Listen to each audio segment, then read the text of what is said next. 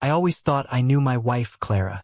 After 12 years of marriage, 2 kids, and a mortgage on a cozy suburban house with a white picket fence, I figured we had weathered the storms that break lesser couples. Clara was my anchor, steady, predictable, the kind of woman who alphabetized the spice rack and never missed a parent-teacher conference. She had a laugh that could light up a room, green eyes that seemed to hold secrets I was content never to unravel, and a way of making me feel like the luckiest man alive just by resting her hand on my arm. We weren't perfect, of course. There were late-night arguments over bills, the occasional silent treatment when one of us was too stubborn to apologize, but we always found our way back to each other. Or so I thought. It was a Tuesday in early June, the kind of day where the air smells like cut grass and the sun lingers too long in the sky. I was in my office at the accounting firm, crunching numbers for a client who owned a chain of laundromats, when my phone buzzed with a text from Clara. * running late at book club. Can you grab the kids from soccer? * nothing unusual there. She'd been part of that book club for years, a group of women who met monthly at the library to dissect novels over wine and cheese. I texted back a quick sure thing and didn't think twice about it.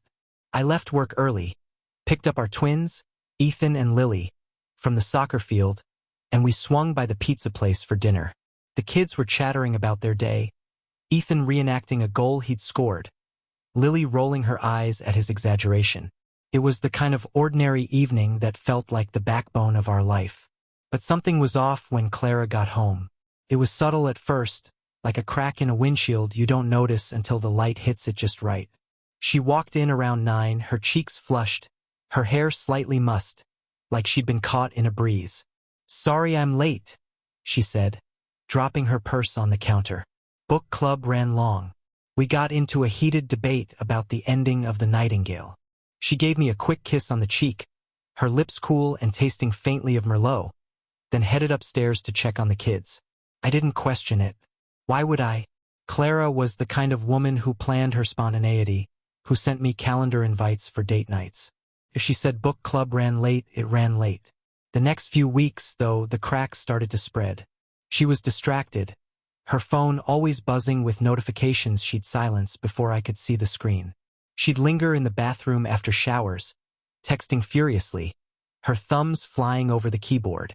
Once, I caught her smiling at her phone in a way I hadn't seen in years. Not the warm, contented smile she gave me or the kids, but something secretive, almost giddy. When I asked who she was texting, she said, "Just Sarah from book club. She's going through a rough patch with her husband." I nodded, accepting it because that's what you do when you trust someone.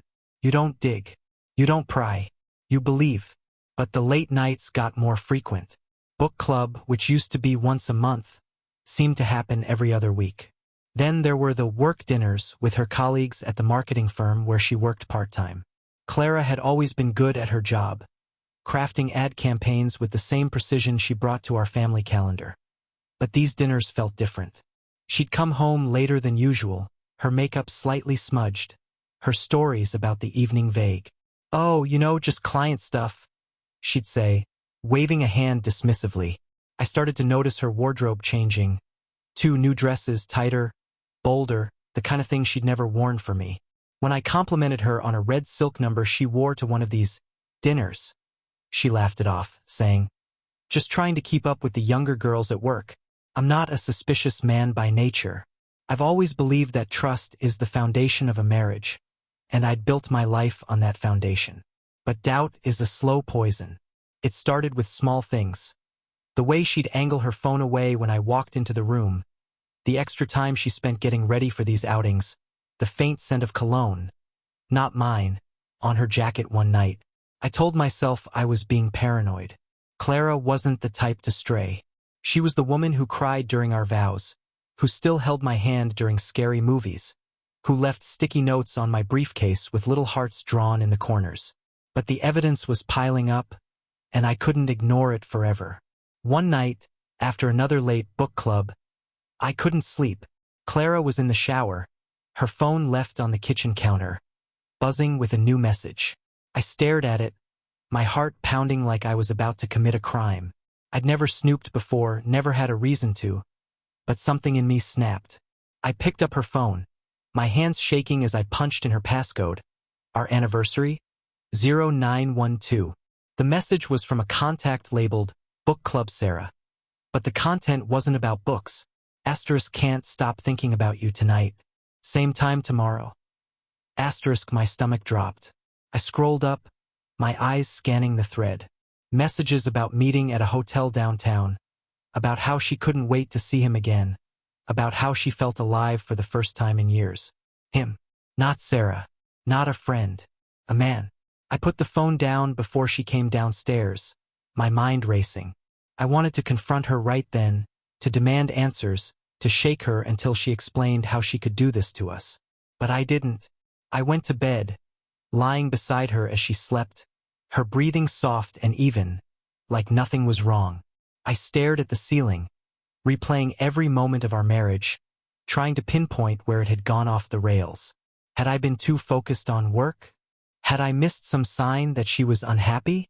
Or was this just who she was now? A woman I didn't recognize?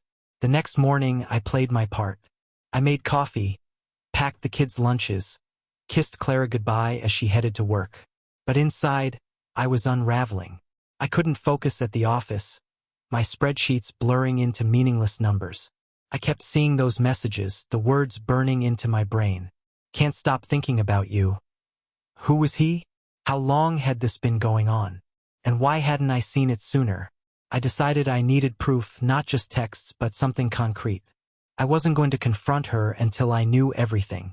I needed to be sure. I started small, checking her phone when she was asleep or in the shower.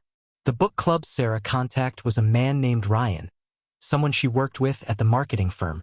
I remembered meeting him once at a company picnic. A tall guy with a smug grin, the kind of charm that felt rehearsed. I'd shaken his hand, made small talk about the Cubs, never suspecting he'd be the one to dismantle my life. The texts confirmed they'd been meeting for months, always under the guise of work or book club.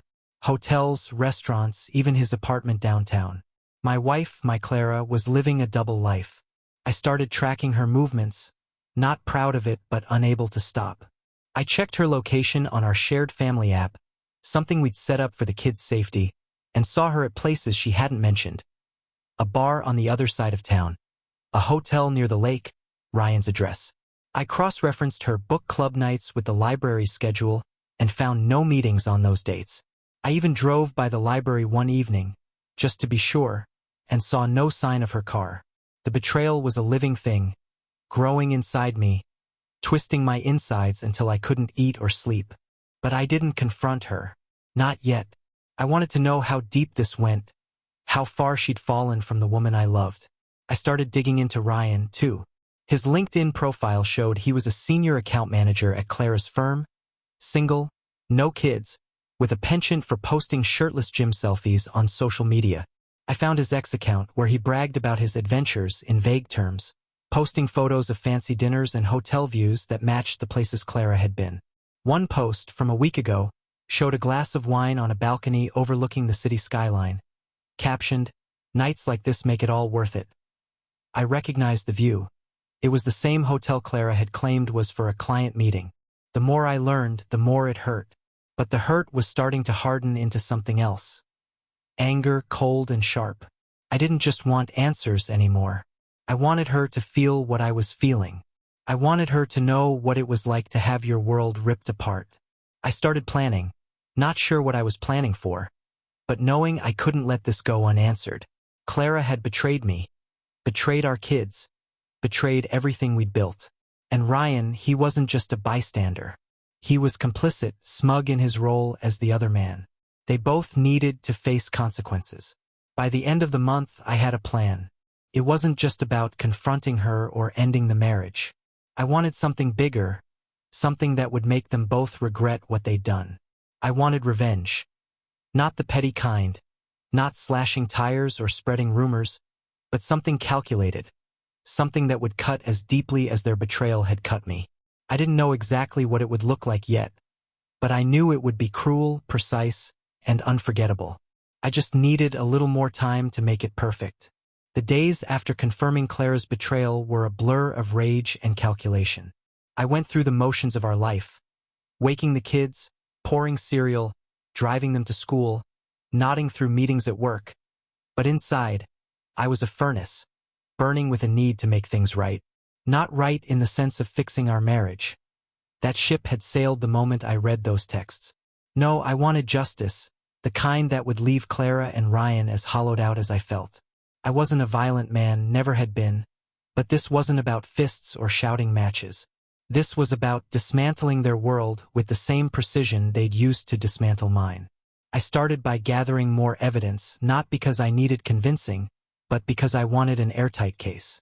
I wasn't sure yet how I'd use it, but every detail felt like ammunition. I installed a tracking app on Clara's phone, hidden deep in the settings where she'd never find it. It logged her locations, her calls, even her keystrokes. I felt like a spy in my own marriage, but the guilt of snooping was dwarfed by the betrayal it uncovered. She was meeting Ryan 2, sometimes 3 times a week, hotels, his apartment, even a secluded park on the edge of town. The app recorded her texts, too, and I read them in the dead of night, my laptop screen casting a cold glow over my face. "Miss you already," she'd write after leaving his place. "You make me feel like I'm 20 again," he'd reply. Each message was a knife, but I kept reading, cataloging every word, every lie. I also started tailing her. I'd tell Clara I had late meetings at the firm, then park a block away from wherever she was headed. One night, I followed her to a boutique hotel downtown, the kind with overpriced cocktails and dim lighting meant for secrets. I sat in my car across the street, watching as she walked in, her red dress catching the streetlights. Ryan was waiting in the lobby, his arm sliding around her waist like it belonged there. They disappeared into the elevator, and I sat there for hours, my hands gripping the steering wheel until my knuckles turned white. I didn't go inside. I wasn't ready for a confrontation, but I took photos, time-stamped and clear, her face unmistakable. The kids were my anchor during those weeks. Ethan and Lily, 10 years old and oblivious to the storm brewing, kept me grounded. I'd help with their homework, cheer at their soccer games, tuck them in with stories about dragons and pirates. But even then, the anger simmered. Clara would come home, kiss their foreheads, and act like the perfect mother, the perfect wife. It was infuriating, how easily she slipped back into our life, as if she hadn't just spent the evening in another man's arms. I started to see her differently, like an actor playing a role. The woman I'd loved for 12 years was gone, replaced by this stranger who lied with a smile. I needed to know more about Ryan, too. He wasn't just a name in her phone anymore. He was the architect of my humiliation. I dug deeper, using every tool at my disposal. His social media was a goldmine. Posts about his high-flying lifestyle, Instagram stories showing off his apartment, his car, his ego. I found his LinkedIn again and noticed he'd been promoted recently, likely with Clara's help, since she'd mentioned working on a big campaign with him. I even hacked into his public-facing email. His password was laughably predictable. Ryan Rocks 88. There, I found invoices for hotel stays, restaurant receipts, even a florist confirmation for a bouquet sent to Clara's office with a note. For my muse. My stomach churned, but I saved it all: screenshots, PDFs, a digital paper trail of their affair. The more I learned, the clearer my plan became. Confronting Clara would be too easy, too fleeting. She'd cry, maybe beg, promise to change. Ryan might slink away, or worse, laugh it off. No, I wanted something that would linger, something that would make them both feel the weight of their choices for years. I started researching their lives, looking for vulnerabilities. Clara was meticulous, but she had blind spots: her reputation, her social circle, her job. Ryan was cockier, more exposed. He lived for attention, thrived on being seen as successful. That was my leverage. I'd hit them where it hurt most: their pride, their security, their carefully curated lives. The first step was planting seeds of doubt. I started small, subtle. At a neighborhood barbecue, I casually mentioned to Sarah, the real Sarah from book club, that Clara had been missing meetings lately. "Oh, she's been so busy with work," I said, watching Sarah's brow furrow. "She told me she was at book club last week, though. Maybe I got it wrong." Sarah nodded, but I could see the gears turning. Later, I overheard her whispering to another friend about Clara's weird schedule. It was a tiny crack, but it felt good to widen it. With Ryan, I went a step further. I created a burner X account, posing as an anonymous coworker, and posted vague but pointed comments on his public posts. Asterisk, heard you're killing it at work, Ryan, but watch your back. Some people aren't happy about your extracurriculars. Asterisk, I watched his replies, saw him get defensive, brushing it off as haters, but I knew it rattled him. I sent an anonymous email to his boss, hinting at inappropriate conduct with a colleague, nothing specific enough to trace back to me, just enough to make Ryan sweat. I wanted him paranoid, looking over his shoulder, wondering who knew what. At home, I kept up the facade. Clara noticed I was quieter, but I blamed it on work stress. Big client deadline, I'd say, and she'd nod, relieved to have an excuse for my distance. I started leaving little traps, testing her. One night, I mentioned I'd run into Ryan at a coffee shop. A lie. Her face froze for a split second before she recovered, saying, "Oh yeah, he's always there." I noted the lie, filed it away. Another time, I left my phone on the counter with a fake text from a coworker about a hot gossip rumor at her firm. She read it. I saw her glance at the screen when she thought I wasn't looking, but she didn't mention it. Her silence was as damning as any confession. The kids started to notice the tension, too. Lily asked one night, "Why don't you and Mom laugh anymore?" I forced a smile, ruffled her hair, and said, "Grown-up stuff, kiddo. We're fine." But we weren't fine. I was building a case, a plan, a reckoning. I started talking to a lawyer friend, not about divorce yet, but about options. I wanted to know how to protect the kids, the house, our assets. I wasn't going to let Clara walk away with everything while I was left picking up the pieces. I also started siphoning money into a separate account, small amounts she wouldn't notice, just in case things got messy. The real breakthrough came when I accessed Clara's work email through the tracking app. She'd left it logged in on her laptop, and I found a thread with Ryan about a new campaign they were pitching to a major client, a luxury hotel chain. The emails were professional on the surface, but between the lines, I saw their code. "Looking forward to our strategy session at the Grand," Ryan wrote, with a winking emoji. The Grand was the hotel I'd seen them at. The campaign was their cover, a way to justify their time together. I downloaded the entire thread, along with their presentation files.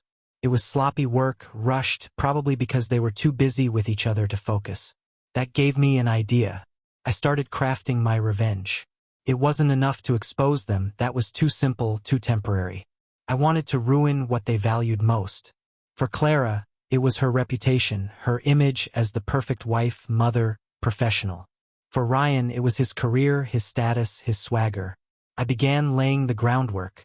I contacted a friend in IT, someone who owed me a favor, and asked for help with data recovery. Really, I wanted him to plant a backdoor in Ryan's work computer, something that would let me access his files remotely. He didn't ask questions, just sent me a USB drive with instructions. I slipped it into Ryan's laptop at a company happy hour Clara dragged me to, pretending to bump into his bag while he was busy flirting with a waitress. With access to Ryan's files, I found more than I expected. Not only was he sloppy with the hotel campaign, but he was cutting corners on other projects, fudging expense reports, even emailing a competitor about a potential job switch. It was a gold mine. I saved everything, encrypting it on a hard drive I kept locked in my desk at work. I also started drafting an anonymous tip to Clara's boss, outlining how her collaboration with Ryan was compromising the firm's reputation. I didn't send it yet. I was waiting for the right moment, when it would do the most damage. By mid-July, my plan was taking shape. I'd humiliate them publicly, professionally, and personally. I'd make sure Clara's friends, her colleagues, our neighbors knew who she really was. I'd make sure Ryan's career imploded, leaving him with nothing but his smug grin. But I had to be careful. Any misstep, and I'd tip my hand. I kept playing the dutiful husband, kissing Clara goodnight, planning family outings, all while my mind churned with strategies. The kids deserved better than a broken home, and I'd make sure they came out of this okay. But Clara and Ryan, they'd pay. The summer heat was relentless by late July, the kind that made the air feel like a wet blanket, but my resolve was colder than ever. I'd spent weeks building my case, gathering evidence, and laying traps, and now it was time to execute. Clara and Ryan had no idea the storm I was about to unleash. They thought they were clever, sneaking around under the guise of work and book clubs, but I'd been watching, waiting, planning. This wasn't about confrontation or a tearful showdown in our living room. This was about dismantling their lives with surgical precision, ensuring they felt the same betrayal and humiliation that had been eating me alive for months. I wanted them to lose what they valued most: Clara's pristine reputation, Ryan's polished career, and I wanted it to hurt for years. The first phase of my plan targeted their professional lives. Clara and Ryan's big campaign for the luxury hotel chain was set to be presented at a high-profile industry event in early August, a gala where their firm's top clients and competitors would be in attendance.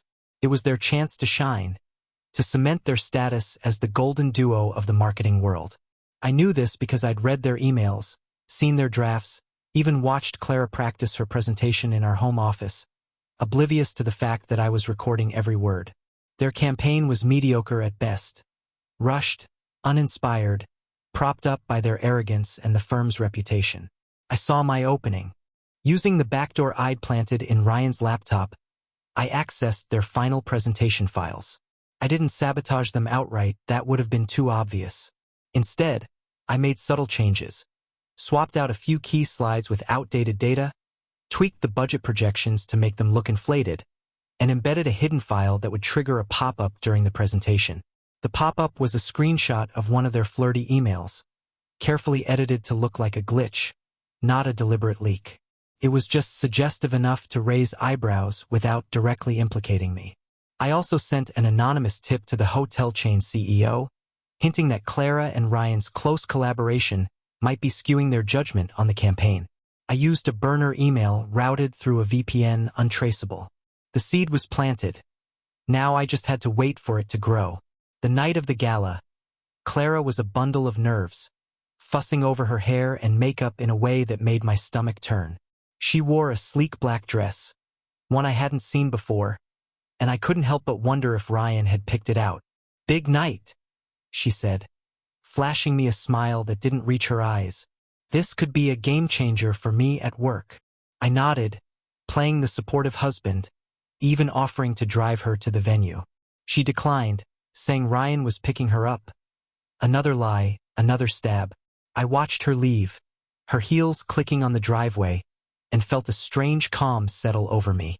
This was it, the beginning of the end. I didn't attend the gala, but I didn't need to. My IT friend, who owed me another favor, was there as a vendor, feeding me updates via text. The presentation started smoothly, Clara's voice confident as she pitched their vision for the hotel chain. Ryan, ever the showman, chimed in with his rehearsed charm. Then came the pop-up. My friend described the room going silent as the email flashed on the screen. "Can't wait to celebrate this win with you tonight, babe." Clara stammered. Ryan fumbled with the laptop, but the damage was done. Whispers rippled through the audience, and the hotel chain CEO, already primed by my tip, asked pointed questions about their professional conduct. The rest of the presentation fell apart. Clients noticed the shoddy data, the inflated budgets, and by the end, Clara and Ryan were apologizing profusely, their credibility in tatters. The fallout was immediate. Their firm launched an internal review, and Clara came home that night pale and shaken, claiming the presentation had been a disaster due to a technical glitch. I played dumb, asking gentle questions, watching her squirm as she lied about the email being a misunderstanding.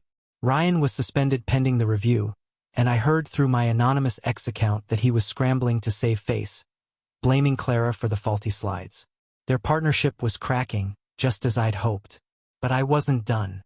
The second phase was personal, aimed at Clara's social circle. She prided herself on being the perfect wife, mother, neighbor, the woman who hosted flawless dinner parties and chaired the PDA. I decided to strip that away.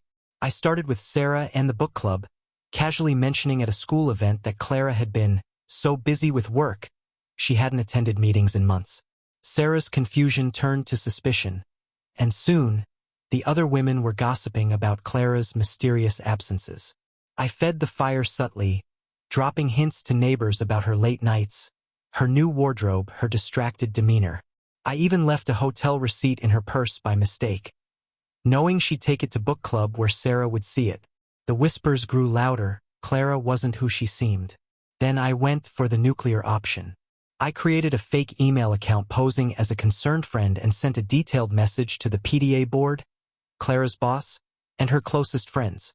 The email outlined her affair with Ryan, backed by screenshots of their texts and hotel bookings, carefully redacted to protect my identity. I didn't send it to everyone, just enough people to ensure it spread like wildfire. By the next weekend, Clara was getting sidelong glances at the grocery store, and her best friend, Jen, stopped returning her calls. At a neighborhood block party, I overheard two moms whispering about poor Tom and how Clara had thrown it all away. Clara noticed the shift, her confidence eroding. She started snapping at the kids, crying in the bathroom when she thought I wasn't home.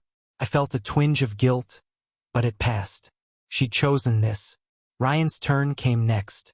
His career was his life, and I wanted it in ruins. Using the data from his laptop, I compiled a dossier of his misconduct, fudged expense reports, emails to competitors, even a side hustle he hadn't disclosed to the firm. I sent it anonymously to his boss, the HR department, and the industry blog that covered their firm's every move. The blog ran a story about ethical lapses in the marketing world, naming Ryan explicitly. His suspension turned into a termination, and his ex-posts went from cocky to desperate, begging for freelance gigs. I heard through a mutual contact that he was selling his fancy car to cover rent. Good. Let him fall. The final phase was the most personal. I waited until Clara's world was already crumbling. Her job on the line, her friends distant, her reputation in tatters. One night, after the kids were asleep, I sat her down at the kitchen table. She looked exhausted, her eyes red from crying, but I felt no pity. I laid out the evidence. Printouts of her texts, photos of her with Ryan, receipts from their hotel stays. Her face went white, her hands trembling as she tried to speak. "Tom, I can explain," she started, but I cut her off. "There's nothing to explain," I said, my voice steady. "You lied. You cheated. You broke our family." I told her I'd known for months, that I'd watched her sneak around, that I'd seen her choose him over us. I didn't yell, I didn't need to. My calm was more devastating. She sobbed, begging for forgiveness, saying it was a mistake, that she still loved me. I didn't believe her. I told her I'd already consulted a lawyer, that I wanted full custody of the kids, that she could keep the house if she wanted, but I was done. I left her there, crying at the table, and checked into a hotel for the night. The kids stayed with my sister, safe from the fallout. The next day, I filed for divorce.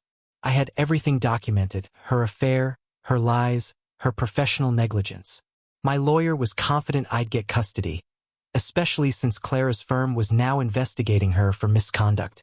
Ryan, meanwhile, was persona non grata in the industry, his name poison. I heard he'd moved to a smaller town, trying to start over. Clara moved out a week later, renting a small apartment across town. The kids were confused, angry, but I shielded them as best I could, telling them Mom needed time to figure things out. They'd learn the truth eventually, but not from me, not yet. In the weeks that followed, I rebuilt. The house felt empty without Clara's chatter, her sticky notes, her presence, but I filled it with the kids' laughter, their soccer games, our new routines. I got a promotion at work, my focus sharper now that the fog of betrayal had lifted. Neighbors rallied around me, offering casseroles and quiet support. Clara tried to reach out, sending long emails about regret and second chances, but I didn't respond. She'd made her choice and I'd made mine. Looking back, I don't regret the revenge. It was cruel, yes, but it was proportional. They'd taken my trust, my family, my peace, and I'd taken their pride, their status, their illusions of invincibility. The kids were my priority now, and I'd do anything to protect them. As for Clara and Ryan, they'd carry the scars of their actions forever, just as I'd carry mine. But mine were healing, and theirs Theirs were just beginning to bleed.